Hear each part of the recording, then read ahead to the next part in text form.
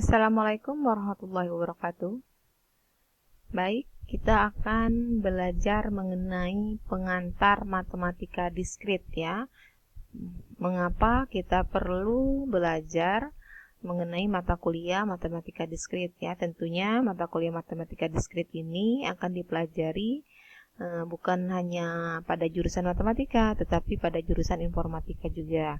Oke, sebelum kita lanjutkan ya, silakan di like dan subscribe ya my channel 83. Oke, terima kasih. Kita akan lanjut ya ke slide selanjutnya. Apakah matematika diskrit itu? Ayo, siapa yang tahu ya? Oke, sekarang kita lihat.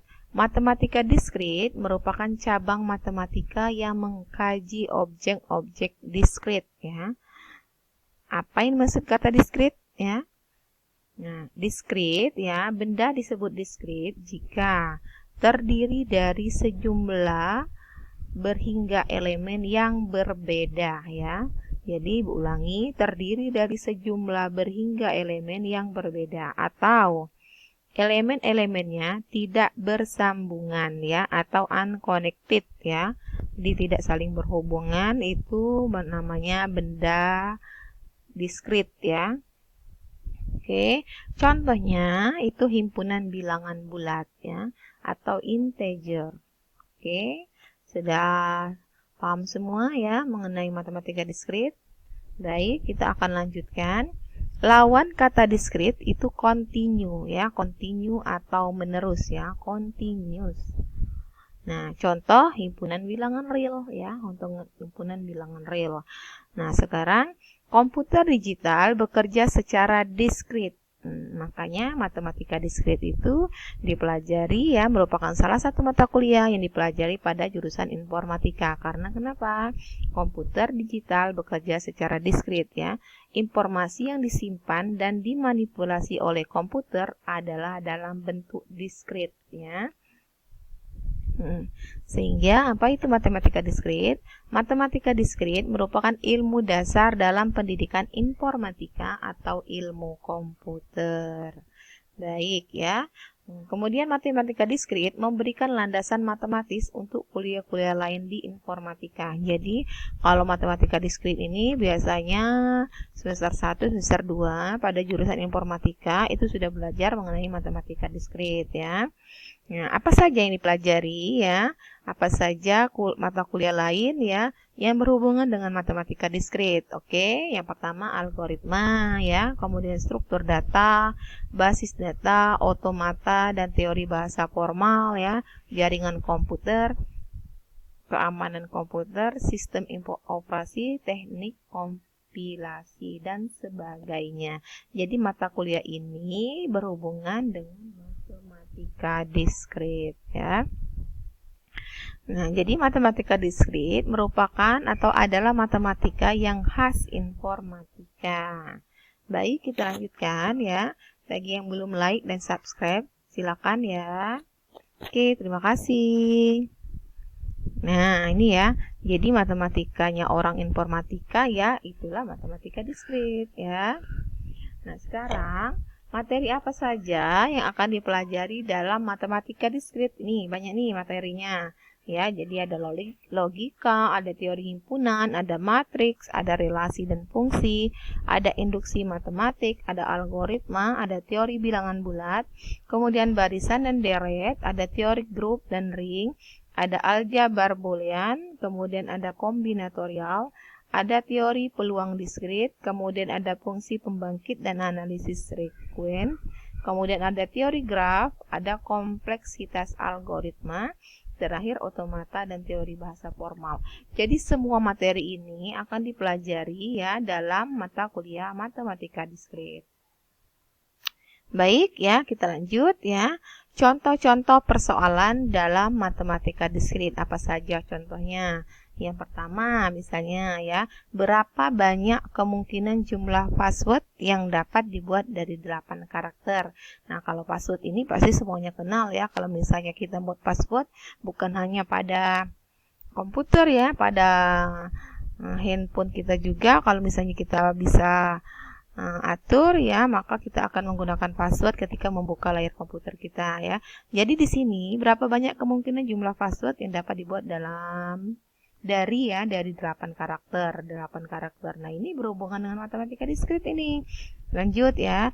Bagaimana nomor ISBN sebuah buku divalidasi? Nah, nomor ISBN sebuah buku divalidasi itu contoh ya dari persoalan dalam matematika diskrit juga. Kemudian bagaimana banyak string biner ya, string biner yang panjangnya 8 bit yang mempunyai bit 1 sejumlah ganjil. Nah, ini juga ya string biner ya, string biner yang panjangnya 8 bit. String biner artinya yang 0 dan 1 saja ya, 0 dan 1.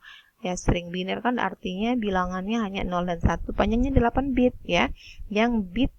Yang mempunyai bit 1 sejumlah ganjil. Jadi bit 1, bitnya kan 0 dan 1. Nah, dari 8 bit ini, jumlah angka satunya ini atau bit satunya itu ganjil. Misalnya 1 angka 1 ya, ada 3, ada 5, ada 7.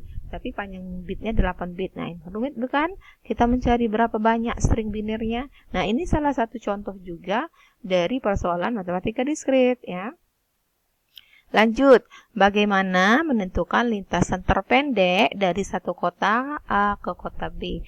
Ini lintasan terpendek, berarti kita menggunakan teori graf. Teori graf itu dipelajari pada matematika diskrit juga. Baik, lanjut ya. Buktikan bahwa perangko senilai N-nya lebih dari atau sama dengan 8 rupiah dapat menggunakan hanya perangko 3 rupiah atau 5 rupiah saja. Nah, ini bagaimana ini? Nah, ini tentunya ya kita menggunakan persoalan ini ya, menyelesaikan persoalan ini tentunya menggunakan matematika diskrit juga ya. Bagaimana banyak perangkonya. Nah, ini ada mata kuliahnya ya. Bukan mata kuliah sih, materinya ada dipelajari pada mata kuliah matematika diskrit, itu yang Ibu maksud. Lanjut ya. Diberikan 2 buah algoritma untuk menyelesaikan sebuah persoalan. Algoritma mana yang terbaik? Nah, kita akan menentukan ya algoritma mana yang terbaik ya dalam ya menyelesaikan sebuah persoalan, tentunya menggunakan matematika diskrit juga. Oke, kita lanjut. Ada beberapa lagi. Bagaimana rangkaian logika untuk membuat peraga digital yang disusun oleh 7 buah batang atau bar? Nah, bagaimana nih rangkaian logika ya untuk membuat peraga digital yang disusun oleh 7 buah batang. Nah, ini kan merupakan salah satu persoalan dalam matematika diskrit. Ya, matematika diskrit juga. Lanjut. Dapatkah kita melalui sebuah jalan di sebuah kompleks perubahan tepat hanya 1 kali ya dan kembali lagi ke tempat semula? Nah, ini merupakan salah satu contoh juga ya. Merupakan contoh juga dalam matematika diskrit. Baik, yang terakhir ya. Apa saja? Makanan murah tidak enak ya, makanan enak tidak murah. Apakah kedua pernyataan tersebut menyatakan hal yang sama? Nah, ini berhubungan dengan logika ya. Logika itu dipelajari dalam matematika diskrit. Oke ya. Jadi sudah diberikan beberapa persoalan yang berhubungan dengan matematika diskrit ya.